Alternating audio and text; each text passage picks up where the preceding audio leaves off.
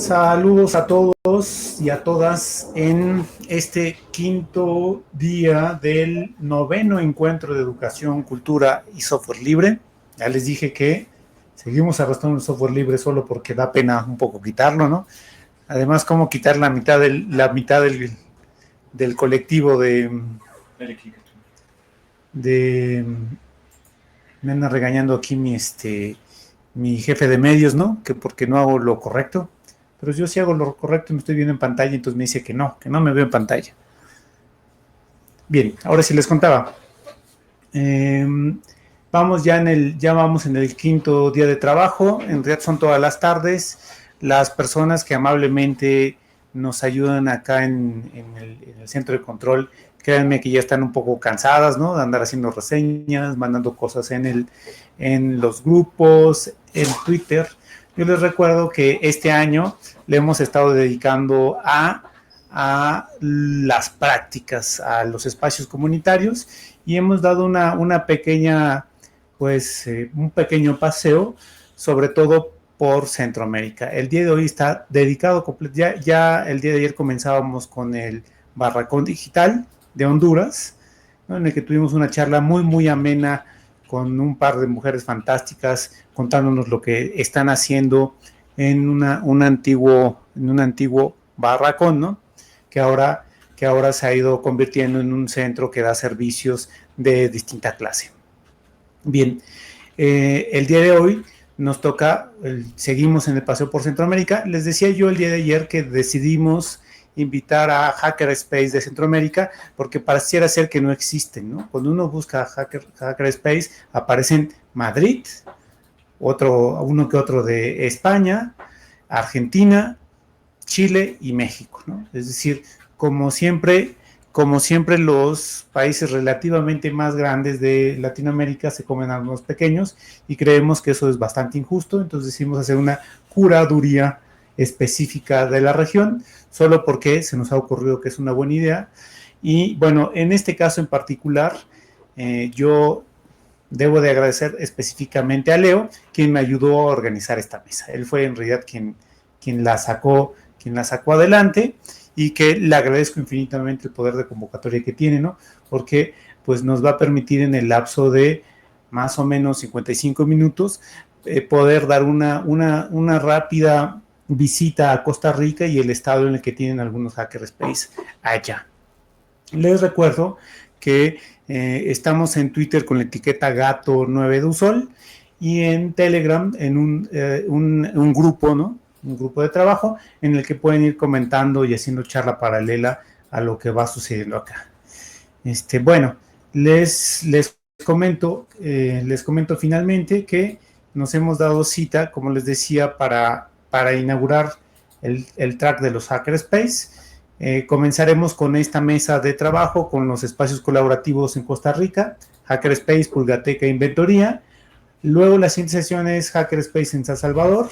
Y por último, una charla muy emocionante de una chica mexicana que anda trabajando tecnologías libres, particularmente Arduino, en espacios formales y no formales. Ya no es un Hackerspace, pero sí lo es, porque en realidad ella lo hace en sitio en educación básica, lo cual a mí me parece fantástico.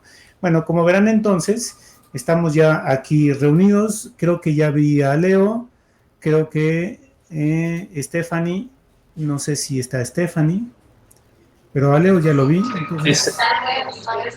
Dice Stephanie que ya viene. Muy bien, entonces vamos a comenzar con Tomás por ser el más puntual de todos, ¿no? Y estar aquí firme desde hace 30 minutos. Les presento a Tomás. Yo soy un igualado, ¿no? Entonces, el doctor de camino es un polímota que ha sido profesor de múltiples universidades nacionales e internacionales, impartiendo cursos desde arte y diseño hasta matemáticas, computación e innovación y tecnología. Ha liderado el movimiento Maker en Costa Rica, creando contenidos de enseñanza y desarrollando varios laboratorios Maker en Costa Rica y Centroamérica. Tomás, tienes 10 minutos para platicarnos un poco qué es lo que andas haciendo en la inventoría, y luego hacemos una pausa para escuchar los siguientes Hackerspace. Bueno, muchas gracias. Primero me parece fantástico poder utilizar estos canales para empezar a compartir lo que estamos haciendo, y como lo mencionaba muy bien, sobre todo en el tema de Makerspace, ¿verdad? Que pareciera de alguna manera que solamente, y si ustedes ven lo que se publica en el mundo, los Makerspace son solamente algo norteamericano o europeo, ¿verdad? O una forma eh, intervención de alguna manera de países desarrollados hacia países subdesarrollados. Y esa es parte de la experiencia que les quiero contar. En realidad, la dificultad de poder desarrollar comunidades bajo y apropiarse de una idea que en realidad no tiene nada que ver con países desarrollados o no, para poder hacerlas funcionales dentro de nuestros países y en particular en Costa Rica. Para contarles un poco, yo inicié con esta idea bueno, no la idea, o la implementación de Makerspaces cuando tuve la oportunidad de trabajar en una universidad de diseño, que se llama Universidad Veritas, donde le propuse a la universidad que por qué no hacíamos una especie de Fab Lab. Yo en ese momento lo tenía claro de que yo no quería un branding de Fab Lab directamente de ¿cómo se llama? De necesariamente el Fab Foundation, que es uno de los que ha estado promoviendo los laboratorios de fabricación, sino que quería simplemente desarrollar un laboratorio que creía que era una oportunidad interesante. Más allá de la oportunidad, dentro de muy profundo mío, yo me había leído un libro de Ivan Illich, no sé si me imagino que conocen el nombre, que de hecho estuvo en México mucho tiempo, ¿verdad? Un pensador importante en educación, que tiene un libro que se llama Tools of Conviviality. Y ese libro lo escribió en 1972, creo, si mal no me acuerdo. Y tiene la definición de convivialidad que me parece muy interesante, que lo tengo por aquí apuntado. No voy a definirlo así exacto, sino que él lo vio como algo convivial, como algo opuesto a la producción industrial, ¿verdad? Es una forma autónoma, creativa de relaciones personales y su ambiente. Es decir, es totalmente lo opuesto a que nosotros como individuos producir y crear tiene que ser en un entorno industrial, sino que la creatividad viene de los ciudadanos y de las ciudadanas, y que lo que necesitamos son espacios para poder desenrollar esa creatividad. Y ese desenrollar significa que va a ir desde lo experimental hasta lo formal y productivo, ¿verdad? Es decir, como un buen ejemplo, si vemos un agricultor pensado en un contexto de un laboratorio de fabricación o algo parecido, donde el agricultor o la agricultora no espera una maquinaria de producción industrial que tiene que estar desarrollado en algún lado, sino que es capaz de integrar sus propios conocimientos y construir máquinas o construir adaptaciones de máquinas para poder desarrollar su actividad productiva como mejor le parezca, ¿verdad? Y lo mismo, y en el mismo ejemplo, un estudiante, una estudiante de colegio, donde pueda desarrollar sus propias ideas que pueden transformarse en emprendimientos, pero pueden ser simplemente una exploración de pensamiento, una exploración de creatividad. En ese sentido, bueno, yo inicié entonces el desarrollo del laboratorio de fabricación en Costa Rica, que en ese momento había habido un intento en el inicio del 2000, por ahí el 2001, 2002, una cosa así, de hecho del MIT, de establecer un Fab Lab bajo un grant del National Science Foundation aquí en Costa Rica, y lo cual fue un fracaso. Yo creo que fue un fracaso por el momento, que no era el adecuado. Acuérdense que en el 2001 no existían los Arduinos como los conocemos hoy, no existían las impresoras 3D como las conocíamos hoy. Entonces yo decidí aventurarme a hacer un laboratorio de fabricación y inició esa experiencia. De a partir de ahí, desarrollé lo que se llama inventoría, que era una forma como open source de filosofía principal de un laboratorio de fabricación, y tratar de promover el que emergieran de forma espontánea, ojalá, los laboratorios de fabricación. Algo que sí tengo muy claro de estos laboratorios es que definitivamente no es la tecnología, aunque por supuesto que necesitamos nuestros Arduinos y nuestras otras herramientas, que no es la tecnología la que mueve estos espacios, sino que definitivamente es la comunidad, ¿verdad? Y más allá de la comunidad, lo que se llama comunalidad, es decir, la capacidad de saber que hay otras personas que tienen un conocimiento que yo no tengo y que es lo que me permite acelerar algo que yo quiero hacer, ¿verdad? Porque entonces yo me agarro de lo que yo sé, sumado lo que otras personas saben en un espacio creativo de esta naturaleza, como un laboratorio de fabricación, o un makerspace, y a partir de ahí mis capacidades son amplificadas, ¿verdad?, para desarrollar prácticamente cualquier cosa. Y esa fue una experiencia, la experiencia más rica de todos los laboratorios de fabricación que se desarrollaron, que están medio pereciendo en este momento, fue el de la Universidad de Costa Rica, que logramos hacer que una estructura rígida de una universidad aceptara un modelo bastante hippie, diría yo, y bastante flexible de uso de un espacio universitario, que nos dejaron administrarlo por 1 año y medio casi libre, ¿verdad?, sin ninguna condición y restricción de uso. Eso permitió desarrollar una comunidad amplia que involucraba a personas de tanto universitarios, muchos estudiantes universitarios, pero también personas de comunidad y personas de estudiantes de colegio y personas de otros lados que no estaban necesariamente asociados a la comunidad. Una de las cosas importantes también eran los horarios de operación, ¿verdad? Porque no era una oficina administrativa, era un espacio donde se podía estar cerrando a las 2 de la mañana porque alguien estaba trabajando. Igual la independencia y la libertad de las máquinas, en el sentido de que traté fuertemente, siempre he tratado en todos los makerspaces, de que no exista ningún sentido de propiedad dentro del uso del espacio, que nadie se sienta dueño ni nadie entienda que es dueño de alguno el que decide qué se usa y qué no se usa, sino que las personas de manera libre pudieran usar a su discreción cualquiera de las máquinas para cualquiera que sea su agenda, ¿verdad? Con los riesgos que pueda traer eso. Y eso generó una comunidad muy activa, muy abierta. Un ejemplo, de hecho, es con el Hackerspace, que aquí Leo después puede contarnos un poco, donde el sábado nosotros no podíamos abrir porque no teníamos personal para abrirlo, pero Hackerspace se reunía los sábados, entonces era tan simple como darle la llave a Hackerspace y que ellos hicieran lo que quisieran en el laboratorio, porque los espacios son para usarlos, no para tener dueños. Entonces la filosofía del Makerspace es esa, es un espacio abierto, un espacio que no debería tener propiedad de nadie, sino que debería ser simplemente donde el valor viene dado por la comunidad que utiliza el espacio. El problema que ha sucedido con el tiempo es que genera ese sentido de propiedad, entra la administración pesada de muchas de las organizaciones o instituciones que administran esos espacios y empiezan a poner las restricciones que normalmente son las que utilizan en sus propios administración de espacios. Eso genera, ¿verdad?, que se pierde interés rápidamente en el espacio porque ya no tiene la libertad, ¿verdad? Y la rebeldía tal vez que tiene un espacio que debería tener un makerspace, que no es un sitio institucional, sino que es un sitio comunitario, ¿verdad? Es un sitio colaborativo. Y yo veo sitio comunitario precisamente como es opuesto de un sitio formal, donde es administrado, sino es un sitio donde el quehacer viene por autoorganización de la comunidad que participa y usa los equipos de manera libre. Entonces, bueno, eso creo que ya son 10 minutos para no abusarme, para ojalá generar alguna discusión. Tienes todavía 2 minutos más, pero si quieres donarlos al común, yo creo que el común va a estar contento. Muy bien. Vamos a ver si ya Stephanie tiene audio. Stephanie, manifiéstate si es que puedes escuchar algo. Por ahí Stephanie nos andaba reportando hace unos minutos que tenía algunos problemas técnicos. Si Stephanie no se manifiesta, entonces, ¿qué les parece si vamos con Leo?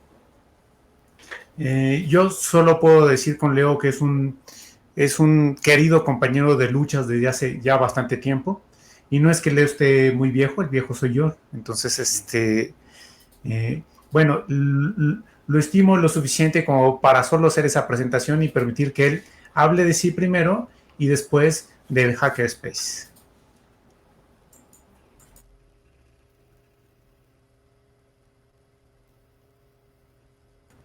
Aunque creo que tampoco tenemos a un Leo presente. ¿Sí está? Aquí estoy. Sí, nada más tuve que salir de la casa y no me dio tiempo de volver. Entonces vamos a ver qué tal está la conexión. Sí, te escuchamos entrecortado, pero sobrevivirás. Bueno, ahí me detienen.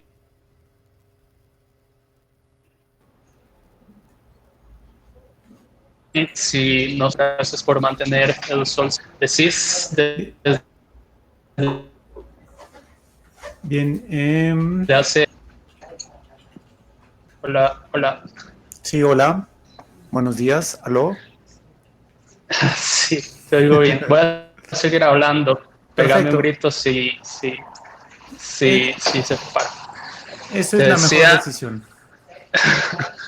tratemos. Como decís, llevamos mucho tiempo en esto y aunque a veces trato de no sentirme viejo, esto me hizo pensar hacia atrás y ya es inevitablemente cierto que ya estoy viejo también. Entonces, les puedo contar más o menos cómo empezamos en esto y cómo la historia se combina con Edusol y con Postpuca. Y en Costa Rica había un grupo de Linux hace mucho tiempo, antes de que yo entendiera que era Linux, pero el grupo decayó y yo entré a la universidad cuando estaba joven y empecé a aprender de Linux. Y fue como un momento interesante porque la comunidad se estaba renovando. Entonces empezamos a hacer una comunidad de la universidad, nos juntamos con comunidades de otras universidades. A partir de ahí hicimos una comunidad nacional, hicimos una comunidad regional y ahí fue a donde conocimos a Puka, a Gunnar, a Félix, a un montón de personas que nos sirvieron de mentoras en el camino y eso ya es hace más de 10 años atrás. Eh, eh, pero en ese momento éramos una comunidad de software libre y estábamos aprendiendo. No teníamos como mucho que aportar, más que lo poquito que habíamos aprendido, que se limitaba básicamente a instalar software libre. Hacíamos actividades, la gente traía sus computadoras, se llevaban Linux en sus computadoras y hablábamos de cosas como OpenOffice, Inkscape, ese tipo de cosas. Después de unos años eso se volvió repetitivo y empezamos a cuestionarnos un poco de que el software libre nos da las herramientas para empezar a construir cosas y no las estábamos usando.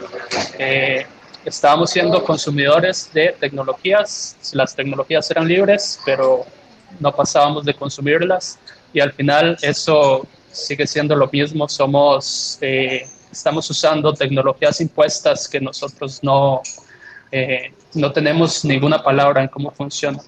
Entonces hay como que el cambio de hacernos solo instaladores de software libre a hacernos productores de software libre fue lo que nos llevó a buscar otros modelos que no fueran una comunidad de software libre, sino que se enfocaran en lo que podemos hacer y en como ponernos retos más grandes, pensar, aspirar a que podríamos llegar a ser nosotros quienes definimos cuáles son las tecnologías que usamos, no solo consumirlas, y encontramos este modelo de hackerspace.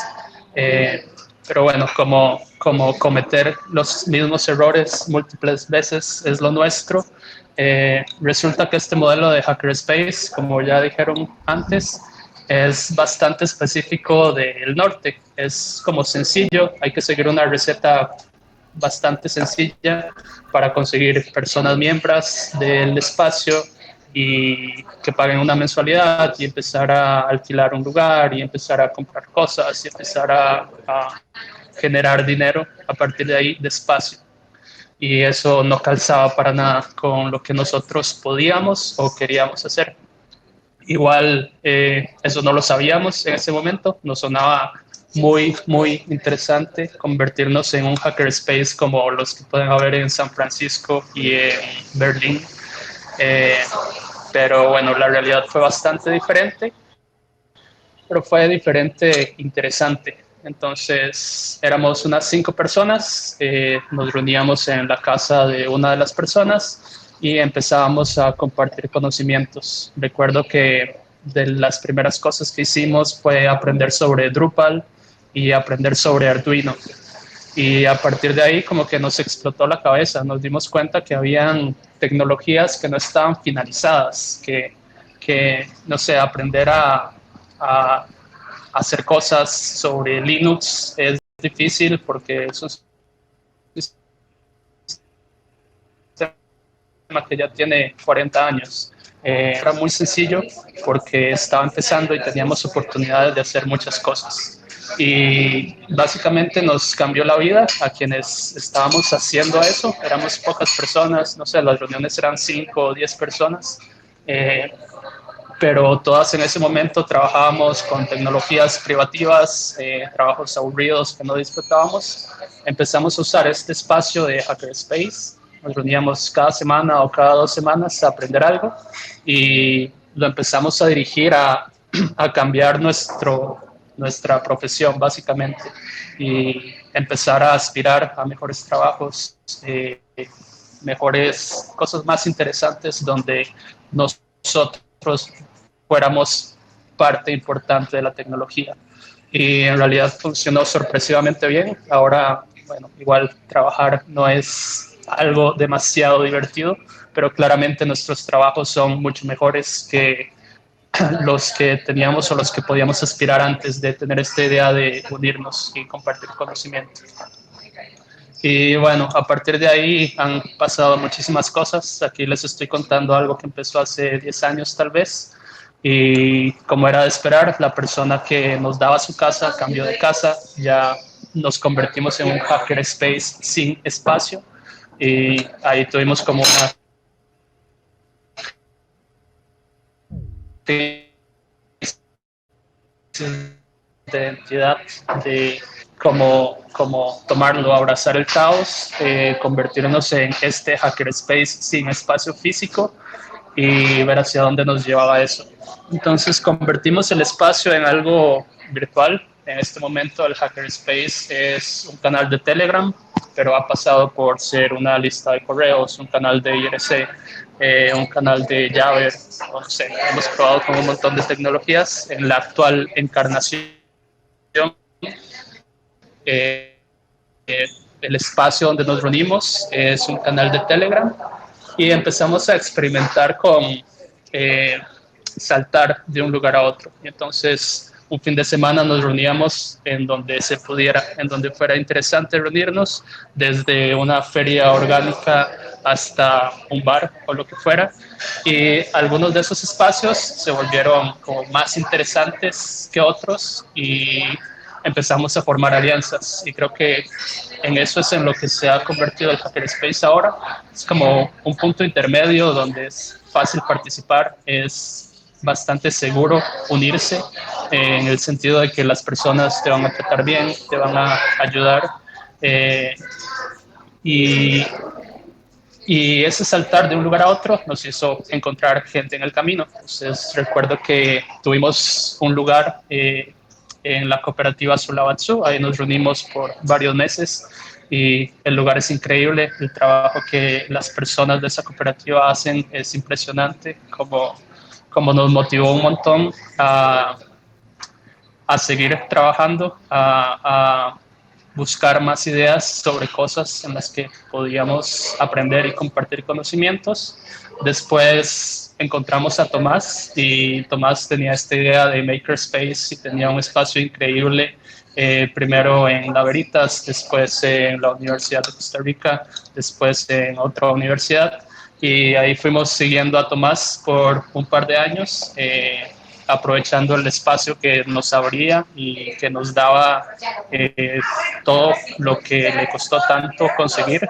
Esa fue como la época de oro del Hackerspace, donde teníamos cortadoras láser, un montón de Arduinos, un montón de impresoras 3D, y funcionó bastante bien, nos sirvió mucho para crecer. El Hackerspace siempre es pequeño, como tiene un núcleo ahí variable de gente que está trabajando activamente, de unas 5 o 10 personas, y hay personas que van y vienen y podrían ser 100 personas tal vez, que a veces aparecen, a veces desaparecen. Y en ese momento que trabajábamos con Tomás, el espacio se prestaba para que más gente llegara. Creo que nuestra actividad más grande tal vez llegaron unas 50 personas y nos hizo también ver que lo que estábamos haciendo tenía sentido y tenía sentido tratar de seguirlo manteniendo. Ya para este momento era un poco impresionante que el Hackerspace siguiera vivo. a pesar de todo el caos con el que funcionábamos. Era nada más algo informal donde alguien proponía trabajo y si a otra persona le interesaba, hacíamos un proyecto. Muy bien, Leo, vamos a dejar hasta aquí el punto del Hackerspace. Tenemos a Stephanie en una llamada por Telegram, así que saldrá literalmente desde el sonido ambiental del laboratorio donde estamos acá transmitiendo.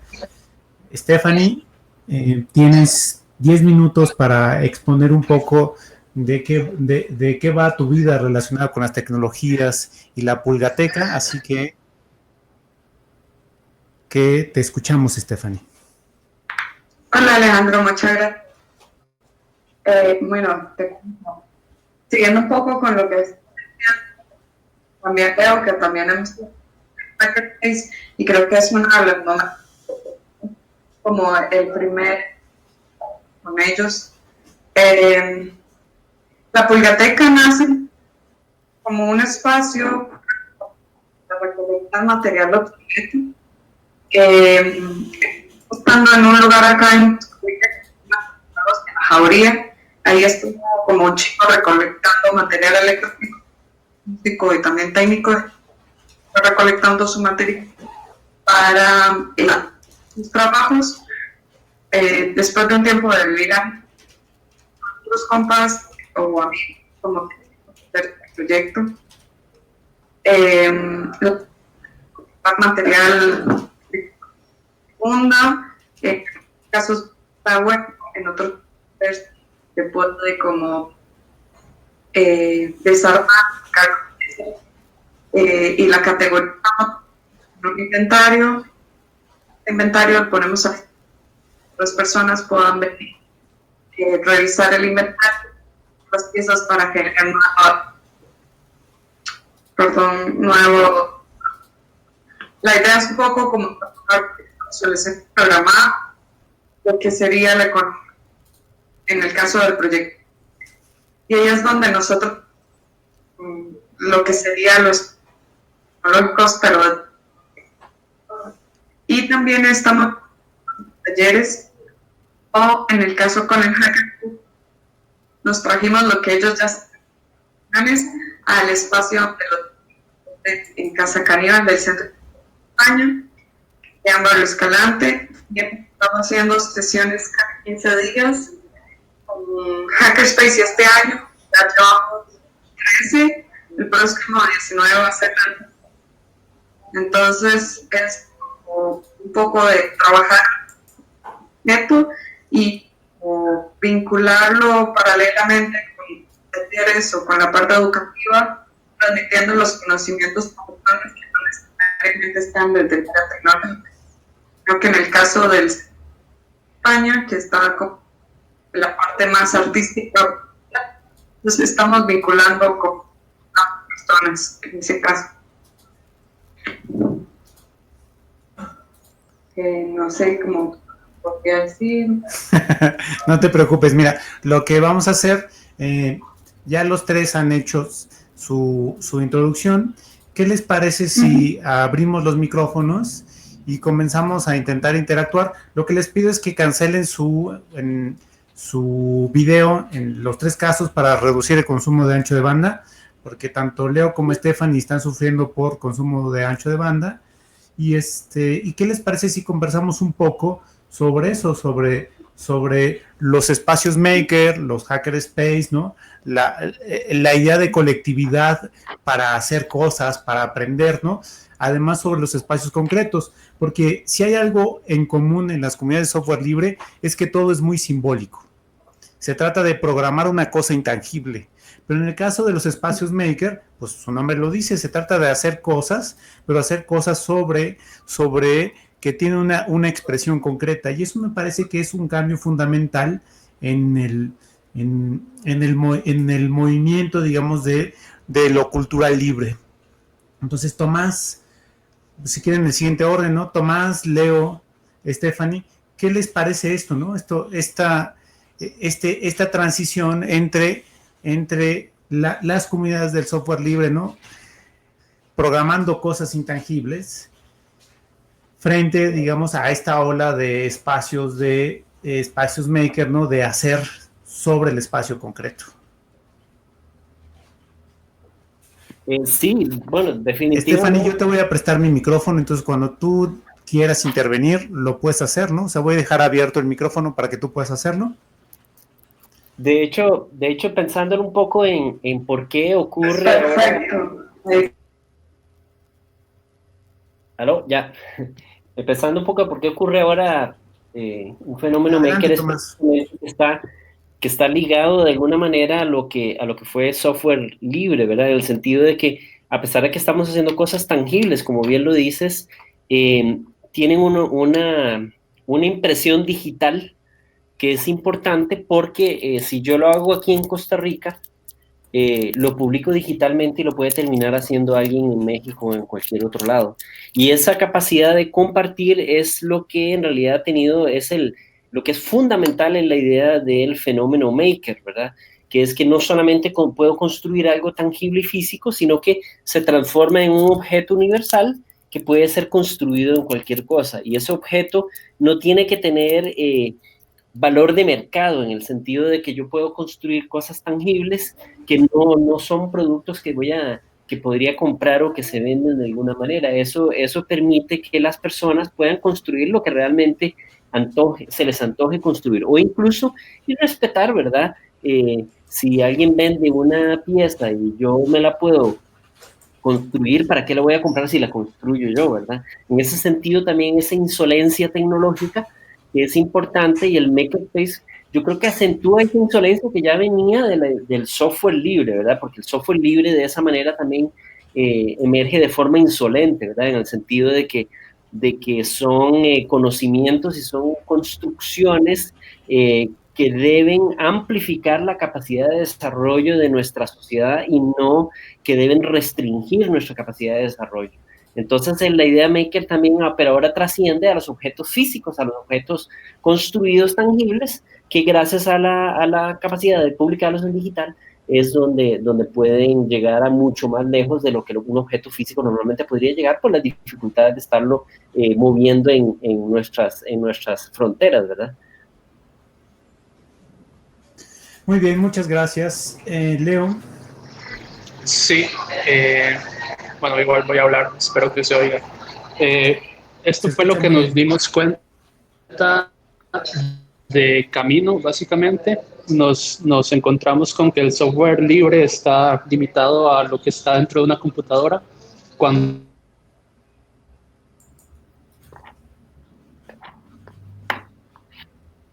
¿Todo bien? Cuando decidimos explorar, tuvimos contacto con personas que hacían fotografía y hacían fotografía libre. Y ya eso se salía del alcance de Linux totalmente. Empezamos a experimentar con máquinas que le interesaban a otras personas. Y entonces no solo fue pasar de computadoras a máquinas que nosotros hacemos, sino fue que al dar este salto nos encontramos un montón de gente nueva en el camino. Y ahora hay personas de muchas áreas distintas en el hackerspace, gente de diseño, gente de historia, filosofía, gente que empieza a explorar con otras cosas, y esta combinación es lo que ha sido riquísimo. Al final lo que podemos hacer, este conocimiento libre que estamos haciendo, va mucho más allá de a lo que podíamos aspirar siendo una comunidad de software libre.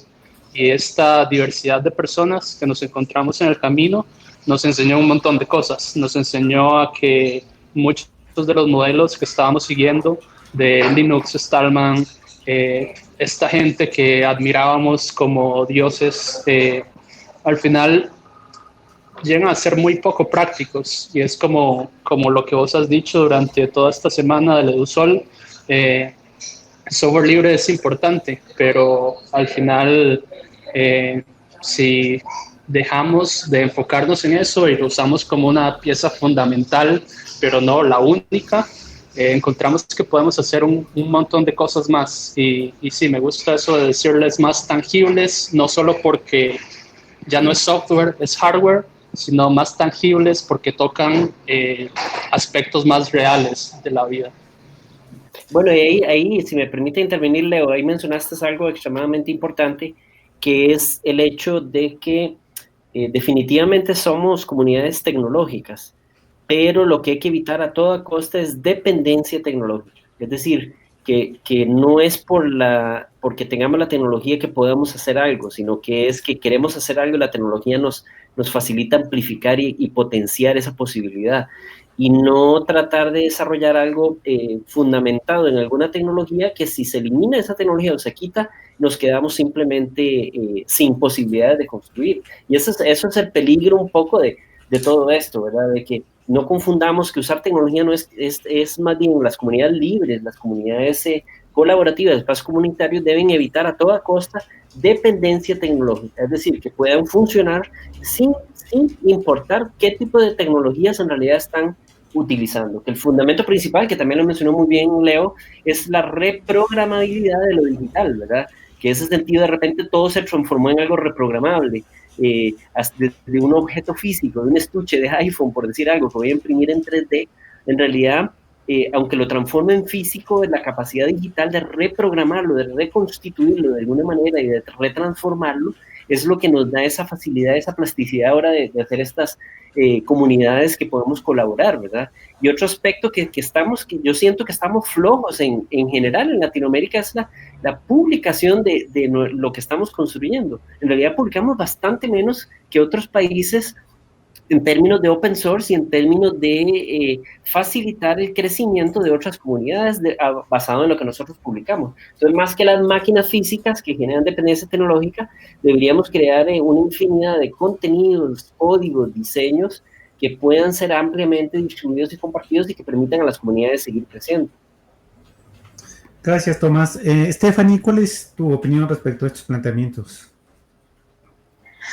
Hola. Bueno, yo lo que quisiera comentar, también siguiendo un poco con lo de y aportando un poco de lo que era como hacer, en el caso de la política, como comunidades o personas que no están directamente relacionadas con la parte tecnológica. Esto de una u otra forma, en la parte tecnológica, pero no somos los creadores tecnologías, o sea, yo de arquitectura y en este proyecto estoy vinculando la tecnología, no me he vuelto creadora, ya sea como las que hace tu madre, o ya sea como que está desde la parte de programación, bueno, aplica.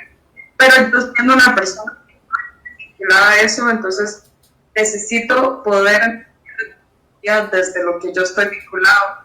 Entonces, no es como la parte de sí no ser a la tecnología como parte de, pero también entendiendo creadoras de tecnología, entender a las personas de tecnología de como buscar esa idea, no ser dependientes de la tecnología, porque, bueno, es parte de hemos hecho, como que hablamos con chicos que tocan el tema de seguridad cibernética.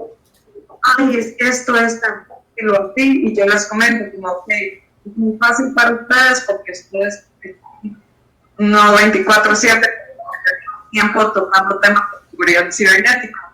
Pero ¿cómo lo haces cuando tu mamá está en el celular, pero no tanto de todo lo que implica una celular? O sea, no se dicen como, no, es que vas a ser muy feliz, vas a hacer esto, no hay como ningún vínculo te dan como lo que implica esto, y es un poco lo que creo que de open source o todos los medios libres hacen, que es vincular a las personas, o a las personas, eso como un medio transparente.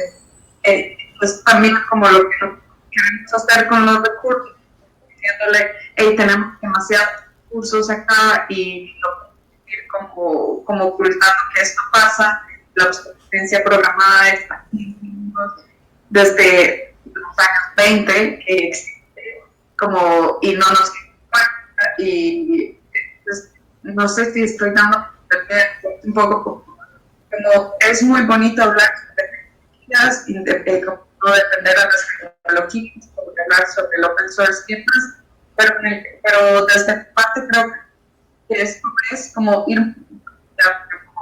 empezar a vincular no están siendo tecnológicas. Leo habló como tecnología, o sea, como ya vincular otras áreas con que la tecnología es solo para bueno, de ingeniería, los programadores, los científicos, sino que todos y tenemos de cierta forma una implicación y tenemos que ser parte o parte. Creo que por ahí sería. Stephanie, te agradezco el comentario. Vamos a intentar, me parece que resumirlo, y el punto es eso, cómo gestionar espacios, llamaríamos en la academia transdisciplinarios, ¿no? Es decir, donde se vinculan, no donde se entran en contacto dos disciplinas, sino donde en realidad el objeto te exige que se vinculen dos o más disciplinas. Eso es en realidad de lo que los tres están hablando, ¿no? Entonces, vamos a dejar ese planteamiento hasta el final, ¿no? A mí me gustaría que comentaran, ¿no?, sobre la gestión de la comunalidad, es decir, en tanto que se trata de un espacio abierto, ya tanto Tomás como Leo lo iban diciendo de manera explícita, lo que decían es, bueno, se vuelve un problema, Tomás lo decía, se vuelve un problema en lo institucional gestionar las entradas y salidas en un laboratorio de este tipo. Y Leo lo va refiriendo diciendo, bueno, pues éramos 100 y en realidad no sabíamos ni quién entraba ni quién salía. Eso implica, ¿no?, que debe haber cierto tipo de gestión de la comuna. ¿Qué tipo de, les pregunto a los tres, ¿no?, qué tipo de recetas han ido encontrando para dónde no ir o para dónde sí ir, ¿no?, respecto a la gestión de lo comunal, o sea, de la propiedad tangible común, de la propiedad intangible común, de los espacios, de la apropiación, ¿no? Porque todos tendemos a sentarnos al mismo lugar y usar la misma máquina, ¿no? Entonces, bueno, les pregunto. Voy a cortar del primero. De mi parte, o la parte de la Pulgateca, es como lograr vincular a las personas por divertirse, pero no solo divertirse como sino es como el que sean parte de, digamos, aquí vienen personas que hacen música, vienen personas que son artistas, que hacen música, señores que trabajan en comunidad, entonces, ¿cómo hacerlo sentir parte de la familia?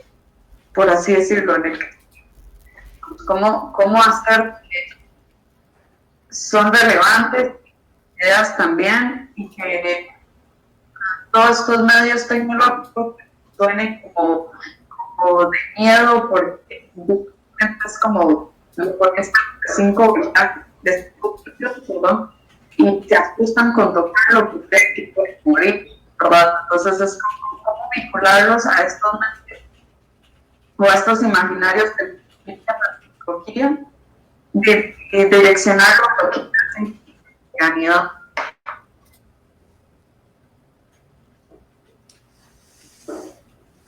Muy bien. Ahora, ¿quién va a hablar? Tomás, creo. Ok. Sí, bueno, es una excelente pregunta. En realidad, yo particularmente utilizaba varias estrategias. Algunas de estas estrategias tienen origen un poco, yo soy medio amigo del anarquismo, pero el anarquismo tipo Kropotkin, que no sé si han escuchado ese nombre, donde creo fuertemente de que sí somos individuos colaborativos más que competitivos. Entonces es crear el ambiente para que ocurra esa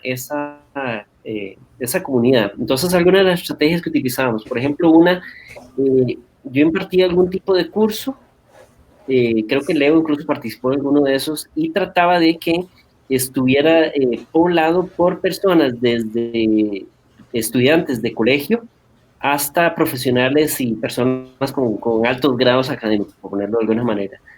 y horizontalizar esa división, que es una división un poco artificial de la sociedad, que nos impide, ¿verdad?, pensar como comunidad. Entonces había chicos y chicas que eran de colegio trabajando con profesionales que ya estaban trabajando a nivel profesional, y todo bajo una misma intención, por ejemplo, inteligencia artificial o algo así.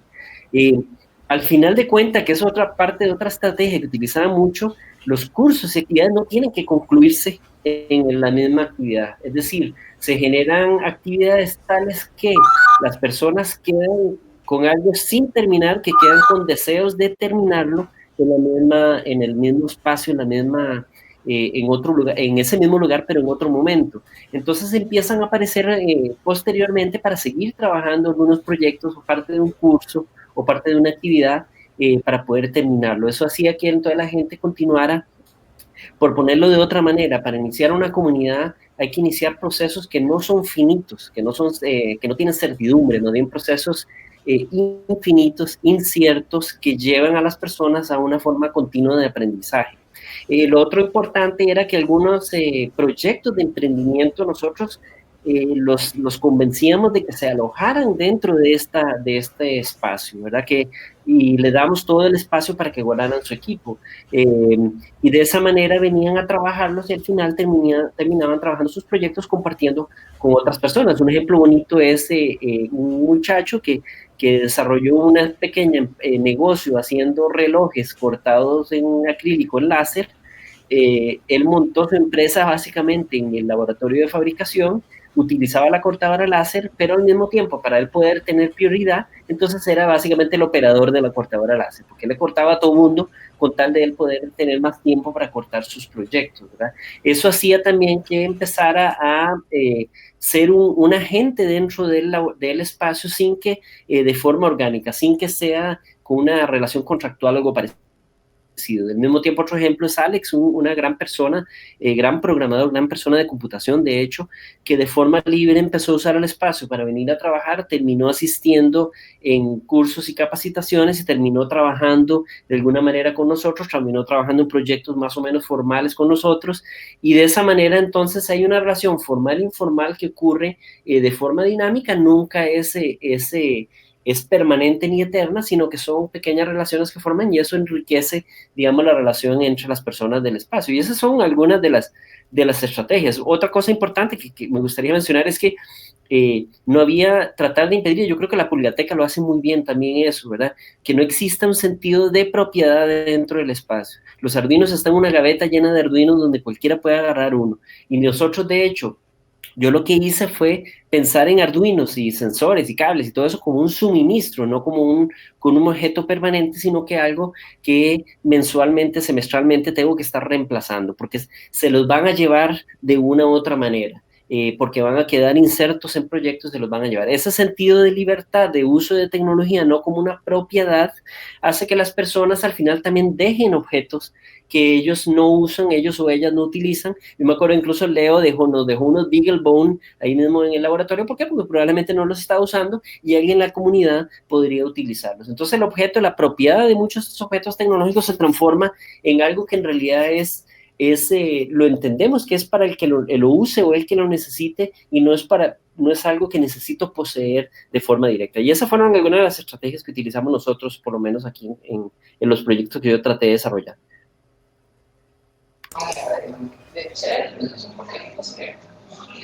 Bien, y a mí me gustaría responder, pero en el Hackerspace básicamente no tenemos idea de lo que estamos haciendo y ha sido caos desde el inicio y hemos aprendido a abrazar el caos. Por ejemplo, cuando tomábamos el modelo europeo de cobrar suscripción, eso básicamente mató el Hackerspace y cada vez que intentamos darle estructura tenemos un mal momento en lugar de que empiece a funcionar. Entonces, bueno, tenemos algunas estrategias que nos han servido.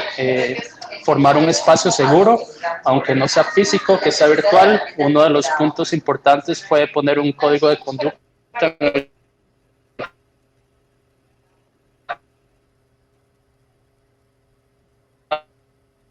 Hackerspace, incluir a personas que no hacían sentir bien y volver el espacio en algo que sea realmente, que nuestro interés sea que otras personas participen de los conocimientos que compartimos. Y eso ha funcionado bastante bien. Y lo otro, para lidiar con el caos y con que no podemos darle estructura, es agarrarnos de otros proyectos como el de Tomás, como el de Stephanie, que están mucho más estructurados, que tienen como un soporte teórico e institucional mucho más fuerte, y entonces así podemos seguir en nuestro caos. Pero viendo para atrás, no les recomendaría seguir nuestro ejemplo de tratar de copiar un modelo europeo. Nos sirvió a nosotros para llegar a esto, que está bien y está divertido, pero ahora pienso que hubiera sido mucho mejor seguir un modelo como el del rancho o como el del barracón, que nos lleva a un modelo más ajustado a la realidad de donde vivimos y de lo que podemos hacer. Bueno, pero tal vez no fue una mala decisión, tal vez su realidad ajustada es el caos y la mala conectividad, pero una conectividad del cabo, ¿no? Es decir, yo supondría que en realidad cada proyecto va acomodándose y ajustándose según sus circunstancias. Y por ejemplo, si ustedes no tienen un espacio físico, pues eso quiere decir que hay que irlo adaptando pues a lo que hay y a lo que se tiene. O sea, sí, y la verdad la pasamos muy bien. Creo que eso es como de lo que ha mantenido el espacio. Se ha vuelto seguro, se ha vuelto divertido. En realidad es bastante sencillo. Uno junta a dos personas nerds y después se le juntan dos más y al final tenés una fiesta nerd donde todos le están pasando bien y todos están empujando el mismo espacio. Entonces, sí, al final funcionó y me encanta el espacio que tenemos, me encanta la forma que tomó, pero también a veces sería como interesante pensar en sostenibilidad, pensar a largo plazo y bueno, cuando queremos hablar de ese tipo de cosas ya tenemos que empezar a hablar de un espacio diferente y no sé, cambiar de cassette, ponernos a trabajar de forma distinta. Muy bien, bueno, yo creo que, otra vez, que su estrategia no es la equivocada, creo que les funciona. Es un poco como lo que ha sucedido históricamente con Edusol, que existe pero no existe, ¿no? Y que hemos usado sistemáticamente los recursos de diversas instituciones públicas para que exista. Antes eran 2 semanas al año, hoy es una, y que, pues bueno, o sea, es un caos ordenado y al mismo tiempo tiene reglas, ¿no? O sea, creo que lo que me gusta de estas 3 experiencias es que podemos ver un gradiente de institucionalidad, y la institucionalidad va desde lo muy formal, como lo que está haciendo Tomás, ¿no? Hasta, pues bueno, el grado medio con las inserciones artísticas que Stephanie nos va presentando, o francamente el desorden ordenado que Hackerspace va presentando. Bueno, estoy glosando sus conferencias, hemos cambiado de estrategia. Stephanie está grabando un audio, ¿no? Para podérselos presentar en esta sesión. Entonces yo no sé si quieran, aprovechando que nos estamos acercando al final, que nos quedan 6 minutos, brevemente, Tomás, Leo, si quieran, pues incluir algo de un par de minutos, así esperamos a que nos llegue el audio de Stephanie. Sí, claro, bueno, de hecho, tal vez extender un poco lo que dices de la institucionalidad.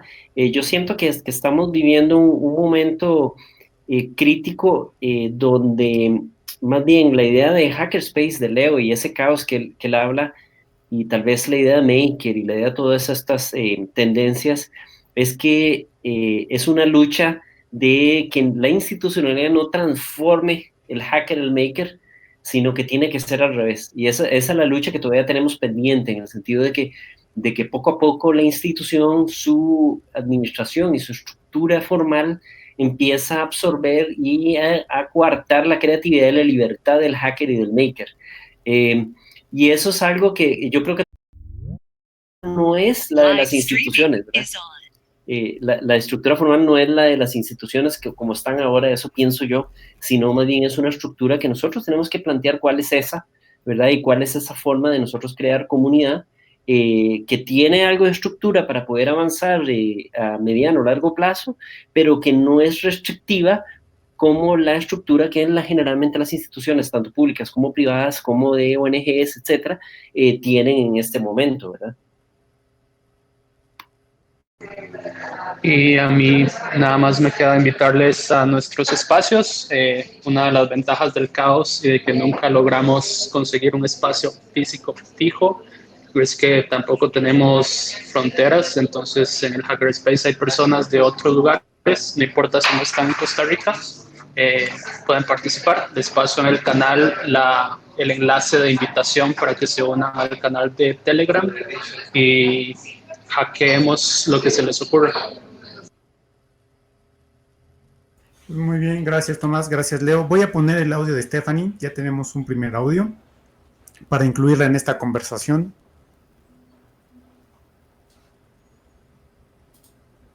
Un poco de paciencia, espero que Stephanie en algún momento de la vida comience a decir algo. No se preocupen, según las barritas, en unos 5 segundos dirá algo.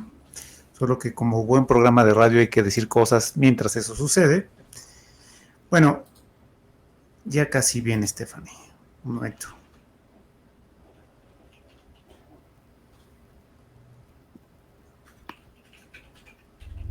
Vinculen de los quehaceres colectivos. Y la forma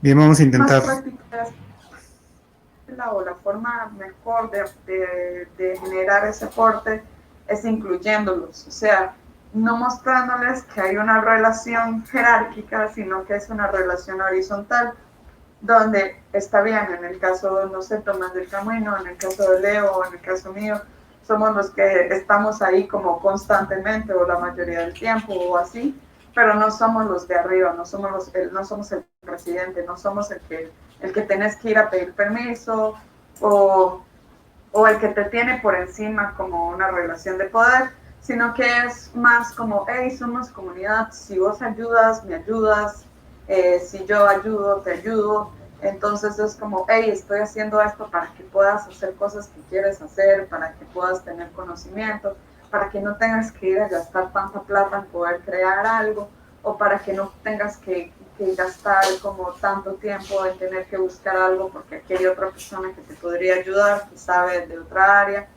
Entonces es eso, es como un sentido de comunidad donde nos damos cuenta que es imposible, si queremos hacer algo, ser el que tiene el conocimiento de todo y que lo mejor es crear esta colectividad. Ahorita la Pulgateca estas sesiones las ha logrado porque ha tenido aporte de Hackerspace o porque ha tenido aporte de otras personas, o ahorita nos vienen como donando una computadora entera para poder seguir trabajando la plataforma virtual y demás. Entonces al final hemos como llegado a eso, ¿no? Como que somos personas que nos estamos uniendo con un propósito mucho más allá si seamos los mayores beneficiarios. Como que vemos que aunque hay personas que no están viniendo constantemente, en algún momento lo van a hacer y al final todos vamos colaborando. Entonces es ir desapropiándose de la idea de lo que es ser costarricense o lo que tenemos tal vez en la generalidad de que solo el gobierno hace las cosas, sino es como, hey, nosotros podemos. Y desde luego la cultura del maker o la cultura de compartir información, del software libre, del poder identificar que compartir no es sinónimo de que me van a robar, que es lo que en algún momento pasó, como que se creía que esto, ¿no? Que tenía que tener patentes, o sea, software libre no, porque yo digo las cosas, después alguien las usa y se hace millonario. No, eso no. Entonces es como ya romper esa idea, romper ese imaginario de lo que es la libertad. Stephanie tiene... Sí, muchas gracias a todos por como estar, tanto a Leo como a Tomás y como a Alejandro y a toda la gente que pueda llegar a escuchar. También invitados, al igual como lo hicieron anteriormente, a seguirnos en las redes. Estamos en Facebook, Instagram, ahora tenemos Twitter, tenemos Telegram. O sea, estamos por todo lado intentando llegarle a toda la gente porque sabemos que no existe solo un medio. Y invitados, ¿no?, a seguir siendo parte del contra obsolescencia programada y demás. Bueno, muy bien. Al final sí logramos incluir a Stephanie en la versión de audio por Telegram, ¿no? Lo que resolvimos finalmente fue que lo mejor era que nos mandaba sus pequeños clips mientras escuchaba a Tomás y a Leo en la conversación. Tomás, Leo, Stephanie, les agradezco mucho el tiempo que se tomaron para sumarse a esta charla por internet. En el canal de Telegram se ha estado discutiendo sobre los límites de los espacios virtuales y algunas bromas sobre la comunalidad y nuestras casas, ¿no? Entonces, pues bueno, les agradezco mucho. Muchas gracias. Y ya encontraremos espacios para profundizar esta charla. Muchas gracias a los tres. Gracias, hasta luego. Gracias, Puka, gracias, Tomás, gracias, Stephanie. Bien, ya escuchamos la despedida de Stephanie. Nos vamos a dar 5 minutos para, ya saben, el cambio de moderador y la conexión con nuestro siguiente ponente. Y bueno, regresamos en un momento. Disfruten su comodidad, vayan al baño, al café o a lo que sea necesario para continuar esta jornada.